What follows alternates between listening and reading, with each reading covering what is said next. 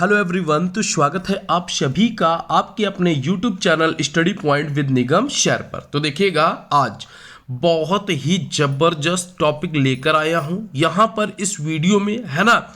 मैं आपको बिल्कुल डिटेल में समझाऊंगा मस्तिष्क के बारे में। ठीक है, आज का टॉपिक है ब्रेन से संबंधित हर चीज मैं आपको इस वीडियो में बताने वाला हूं। और कल, ठीक है, कल मैं वीडियो लेकर आऊंगा, ध्यान रखिएगा, उसमें जो है बहुविकल्पी प्रश्न होंगे। यस, यही टॉपिक होगा, अर्थात ब्रेन से ही होंगे। तो ध्यान रखिएगा बिल्कुल। UP triple C NM 9212 post से संबंधित बिल्कुल जबरदस्त क्लास होने वाला है। बिल्कुल, तो ये जो वीडियो है बहुत ही शानदार है। आप लोग वीडियो को पूरा देखेंगे, एक एक चीज बिल्कुल आपको बहुत अच्छे से समझ में आने वाली है।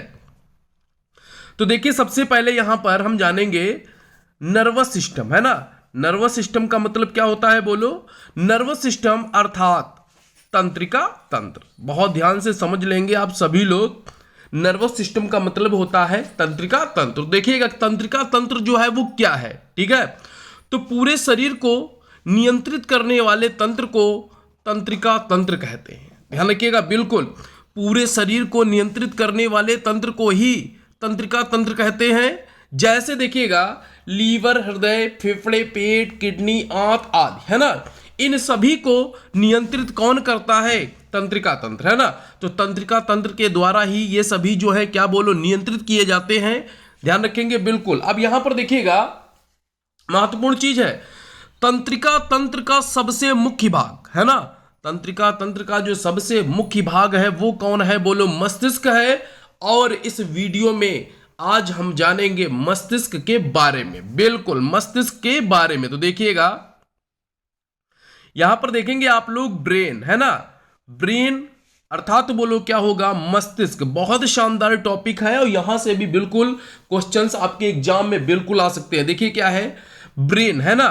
ब्रेन जो है वो क्रेनियम नाम की एक हड्डी में बंद रहता है। ध्यान रखेंगे बिल्कुल, ब्रेन जो है क्रेनियम नाम की एक हड्डी में बंद रहता है। और ये हड्डी जो है ना, ये हड्डी ही क्या करती है, बोलो, ब्रेन की रक्षा करती है।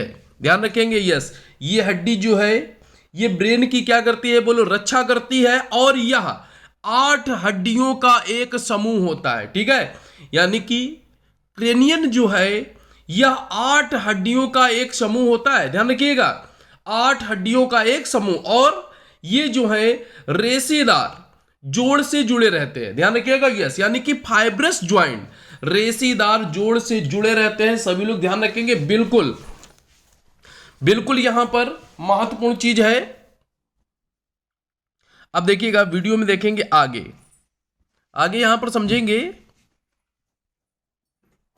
बहुत ही महत्वपूर्ण चीज है। बिल्कुल सभी लोग ध्यान रखेंगे।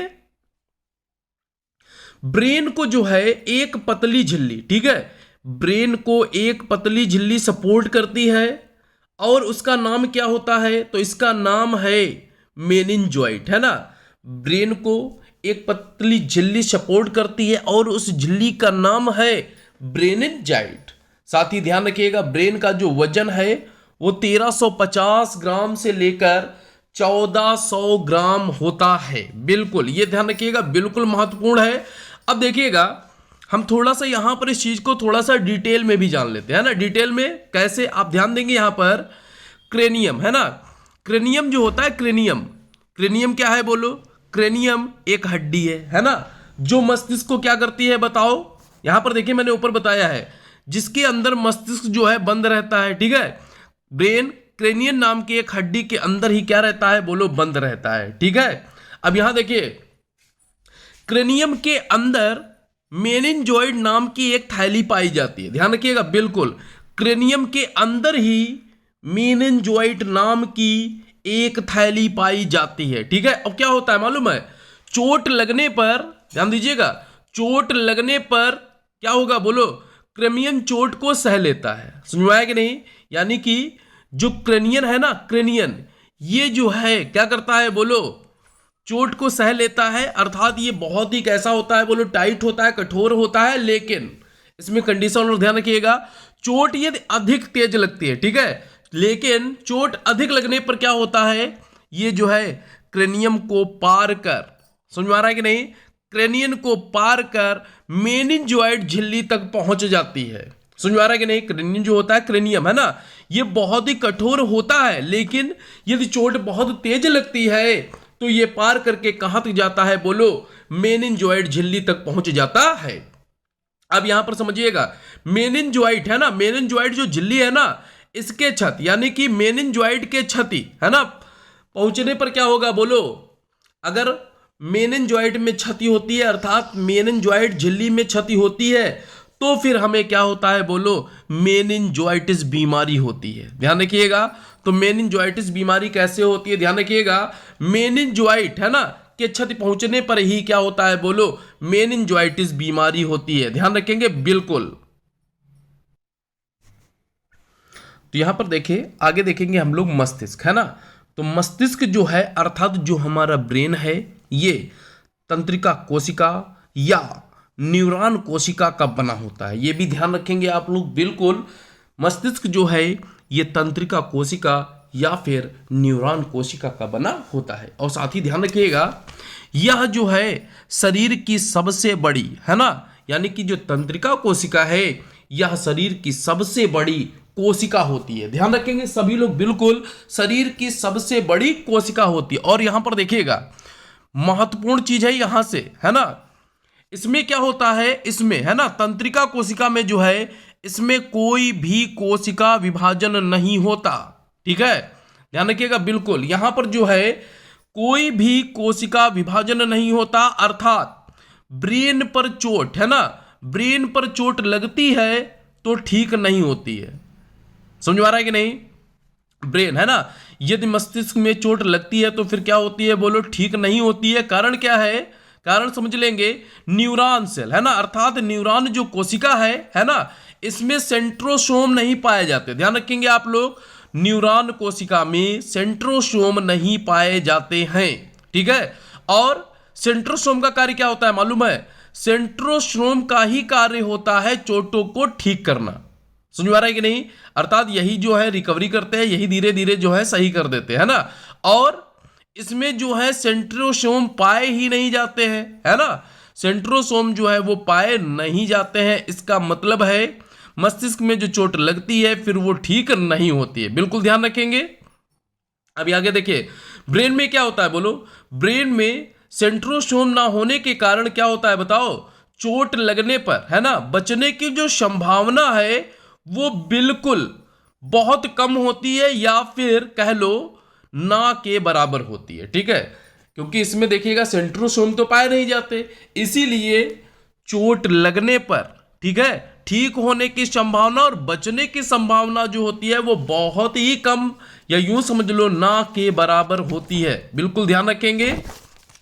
अब यहां पर देखिएगा, आगे बढ़ेंगे, इसमें क्या होगा, सेंट्रोसोम है ना, सेंट्रोसोम जो है कोशिका, समझ में आ रहा है कि नहीं, सेंट्रोसोम जो है यदि कोशिका का विभाजन बहुत ज्यादा, थोड़ा सा यहां पर देखिएगा बिल्कुल चीज को समझेंगे अच्छे से, सेंट्रोसोम यदि कोशिका का विभाजन बहुत ज्यादा कर दे है ना, कोशिका का जो विभाजन है वो क्या है बोलो, बहुत ज्यादा कर दे, तो उसी को जो है कैंसर कहते हैं। क्या कहते हैं बोलो, उसी को कैंसर कहते हैं।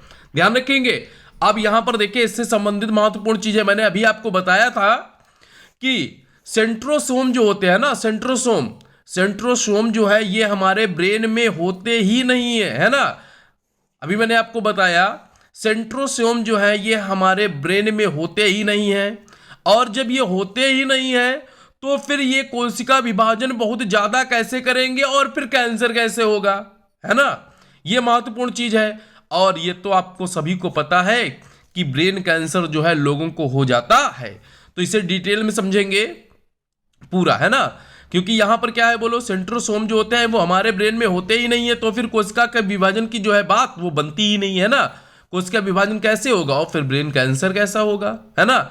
लेकिन यहां पर देखिएगा, अब यहां पर मैं आपको बताने वाला हूं कैंसर होने का कारण। ठीक है, तो कैंसर होने का जो कारण होता है वो क्या होता है, देखिएगा ब्रेन है ना, ब्रेन जो है इसका 90% भाग बस यहीं से निकल कर आता है, समझेंगे, ब्रेन का 90% भाग, ध्यान रखिएगा जो मस्तिष्क है ना उसका जो 90% भाग है ये न्यूरॉन कोशिका अर्थात न्यूरॉन सेल का बना होता है। ध्यान रखेंगे, बिल्कुल बहुत महत्वपूर्ण है, लगभग, है ना, लगभग मस्तिष्क का 90% जो भाग है वो न्यूरॉन कोशिका का बना होता है। ठीक है, और ये जो न्यूरॉन कोशिका है ना, जो न्यूरॉन सेल है, इसमें क्या होता है बोलो, इसमें सेंट्रोसोम नहीं पाया जाता। ठीक है, ध्यान रखिएगा, यानी कि इस भाग में जो है सेंट्रोसोम नहीं पाए जाते, और जब यहां पर सेंट्रोसोम नहीं पाए जाते तो फिर इसमें कोई भी कोशिका विभाजन भी नहीं होगा।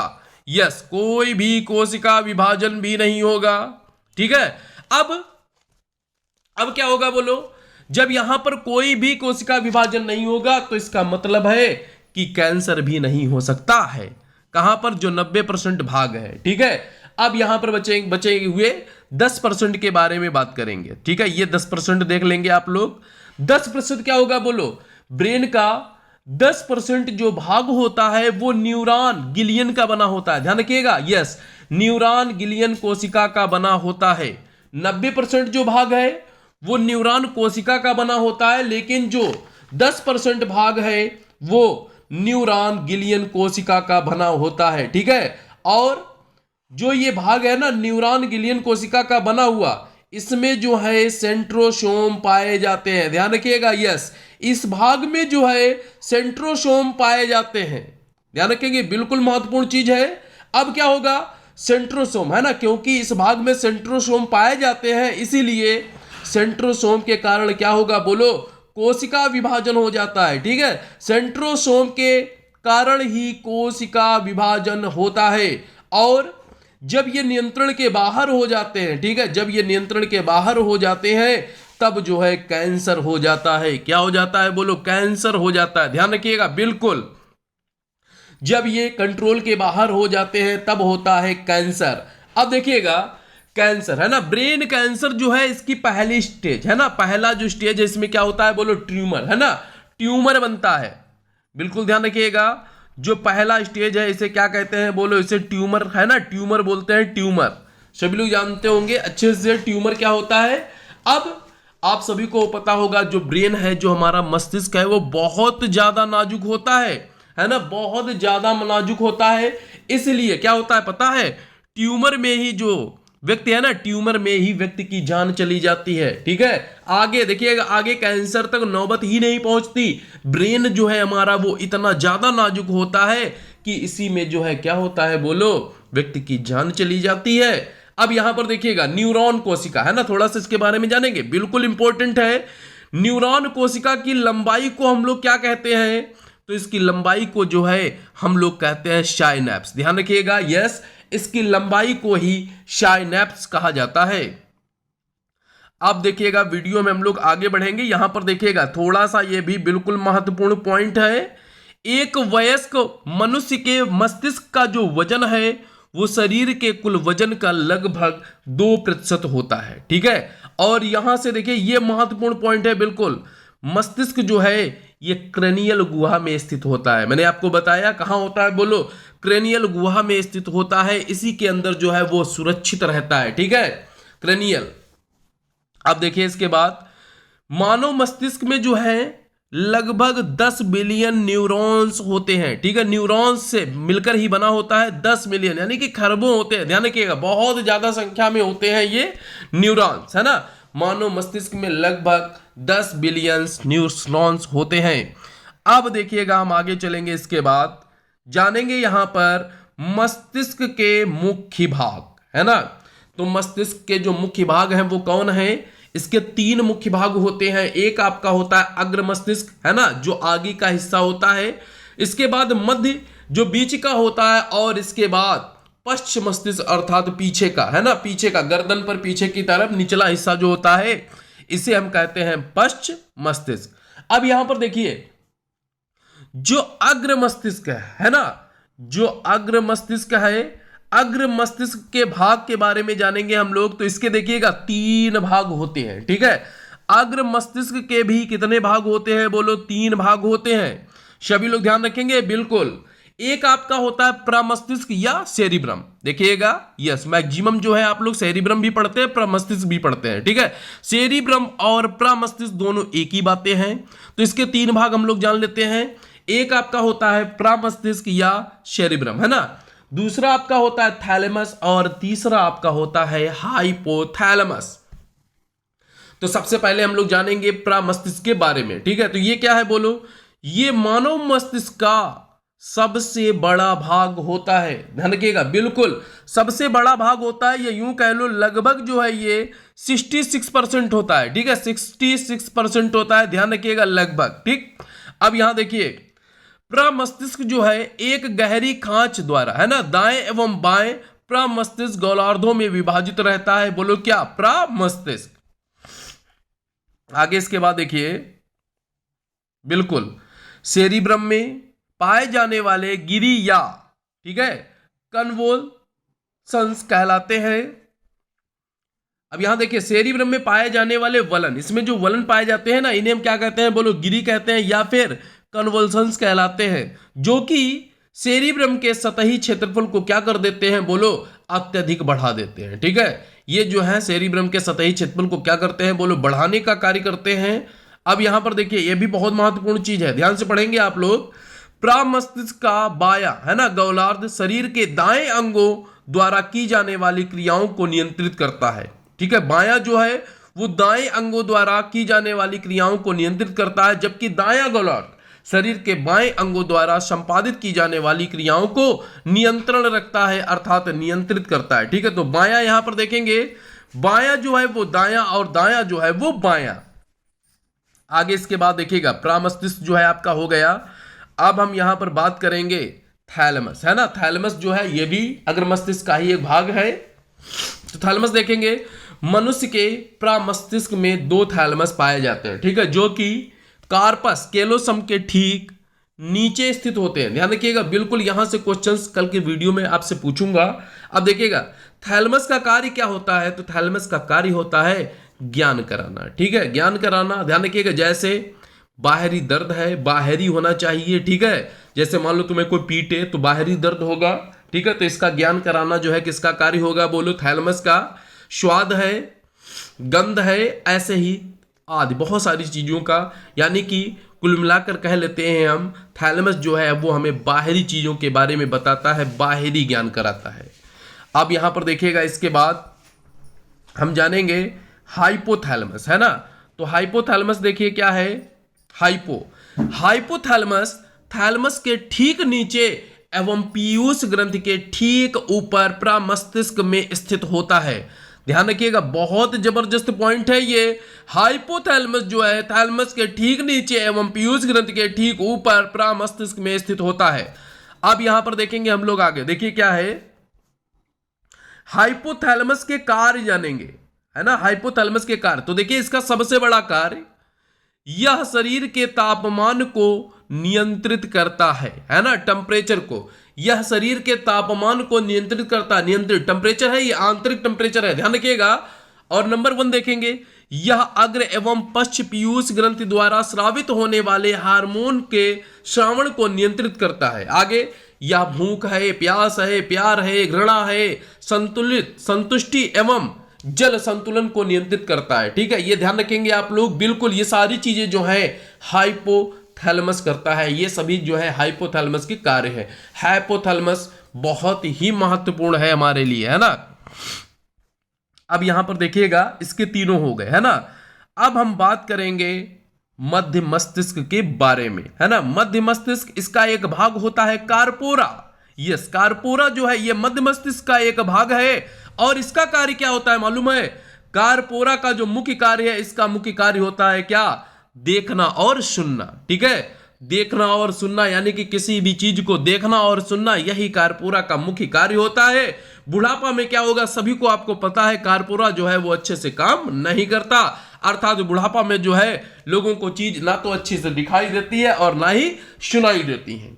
अब यहां पर देखिए, मध्य मस्तिष्क का दूसरा भाग क्या है, सेरिब्रल या पेंडिकल, है ना। दोनों एक ही बातें हैं, सेरिब्रल या पेंडिकल।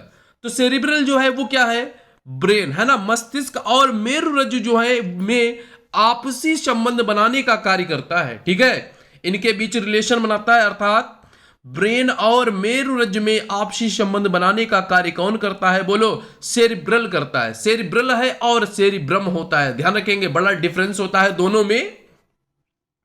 आगे इसके बाद देखेंगे, अब देखिएगा यहां पर हम बात करेंगे पश्च मस्तिष्क के भाग। तो इसके जो है भाग होते हैं, कितने भाग होते हैं? इसके जो है 2 भाग होते हैं। ठीक है, ध्यान रखिएगा। पश्चिम मस्तिष्क के जो है 2 भाग होते हैं। कितने होते हैं? बोलो, 2 होते हैं। एक तो आपका हो गया मेडुला, है ना, मेड्यूला ऑब्लिगेटा, है ना, और दूसरा भाग क्या होगा? दूसरा भाग आपका हो जाएगा सेरिबेलम, है ना, सेरिबेलम है, ध्यान रखिएगा, सेरिबेलम होगा। अब यहां पर देखिए हम जान लेते हैं, यस, तो यहां पर आप लोग देखेंगे बिल्कुल मेड्यूला ऑब्लिगेटा, यह लगभग जो है 2.5 सेंटीमीटर लंबा होता है। यह मस्तिष्क का वह भाग होता है जो कि मेरुरज्जु के साथ निरंतर रहता है। इसमें निम्न कार्यों से संबंधित केंद्र पाए जाते हैं। और यहां पर देखेंगे आगे, देखिएगा सबसे पहले यस, कार्डियोवस्कुलर केंद्र, यह हृदय पेशियों के संकुचन की दर एवं बल को नियंत्रित करता है। आगे देखिए श्वसनीय केंद्र में क्या होगा? यह श्वसन की दर एवं गहराई को नियंत्रित करता है, ध्यान रखिएगा, मेडुला ऑब्लिगेटा, है ना। अब प्रतिवर्ती केंद्र के बारे में, इसमें जो है उल्टी, खांसी, छींकने के प्रति, है ना, वर्ती केंद्र पाए जाते हैं। अब देखिएगा अगला है सेरिबेलम, है ना, सेरिबेलम है, बेलम मां होगा यहां पर, ध्यान रखेंगे। तो सेरिबेलम जो है यह पोन्स के पीछे एवं सेरिब्रम के पश्च भाग के नीचे स्थित होता है। ठीक है, ये नीचे पश्च, देखिए पश्च में ही होता है ना, पीछे होता है ये। अब हम इसका कार्य जानेंगे यहां पर कि सेरिबेलम का जो कार्य है वो क्या होता है। ठीक है, तो इसका कार्य क्या होता है? इसका कार्य होता है यह शरीर का संतुलन बनाए रखने एवं गतियों के नियमन में सहायक होता है। ध्यान रखेंगे बिल्कुल, देखिएगा वीडियो बिल्कुल बहुत महत्वपूर्ण है। यहां पर ब्रेन से संबंधित मैंने आपको सारी चीजें बता दी हैं। ठीक है, और यहीं से मैं कल आपके लिए एक वीडियो लेकर आऊंगा जिसमें कि ब्रेन से संबंधित क्वेश्चन होंगे, ध्यान रखिएगा, यस, ब्रेन से क्वेश्चन होंगे और कम से कम 40, है ना, 40 क्वेश्चंस होंगे लगभग, ब्रेन से संबंधित होंगे। सभी क्वेश्चंस बहुत जबरदस्त होंगे। तो इस वीडियो को आप लोग पूरा अच्छे से देखेंगे और समझेंगे, और कल की क्लास में जब हम लोग लाइव जुड़ेंगे तो सभी लोग आंसर करेंगे। यदि आपको वीडियो अच्छा लगा हो तो वीडियो को लाइक जरूर करना। साथ ही यदि अभी तक चैनल को सब्सक्राइब नहीं किया है तो सभी लोग करेंगे चैनल को सब्सक्राइब, और हो सके तो अपने दोस्तों में भी करेंगे share. Okay, thank you everyone.